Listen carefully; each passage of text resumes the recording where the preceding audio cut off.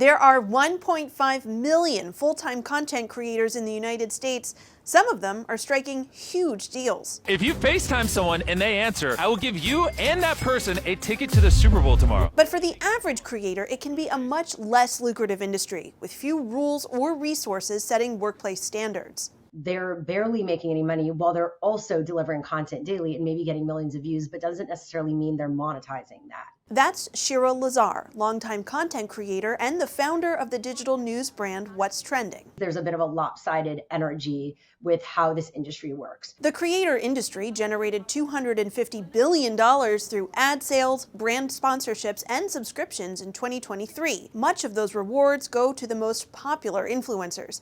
But for the average creator, the views and attention, that doesn't always equate to money. And so that becomes really hard, and that creates a bit of a toxic dynamic in relationship. Enter the Creators' Bill of Rights, a new framework introduced in Congress that proposes workplace conditions for the creator class. It calls for affordable and portable health care, transparent revenue-sharing terms between platform and creator, and standards related to the use of artificial intelligence. They need to have some basic rights. They need to make sure that they're getting fair compensation for the content they're putting out, that platforms are sharing a meaningful percentage with them. They need to make sure that they have health care and basic benefits.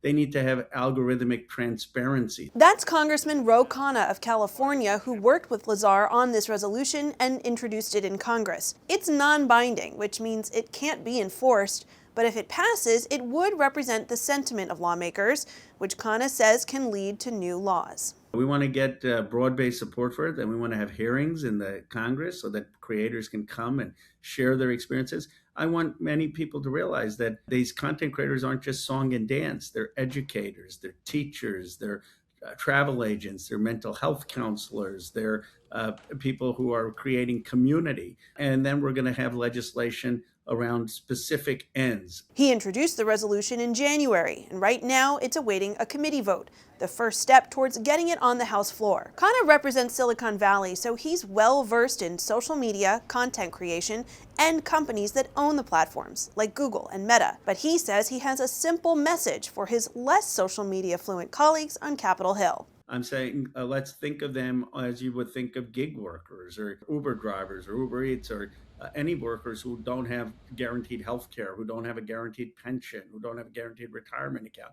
And then many times you talk to them and they're saying, you know, this is the only thing between me and losing rent. Shira Lazar says her message to lawmakers comes down to dollars and cents and jobs in their districts. The numbers don't lie. $500 billion industry by 2030. 1.5 million full-time creators in the US. I mean, if you're going to turn a blind eye to that, that would be ignorant. So when I shared that and how much it is changing and evolving so rapidly in terms of jobs, then they do pay attention. For PBS News, I'm Rogin.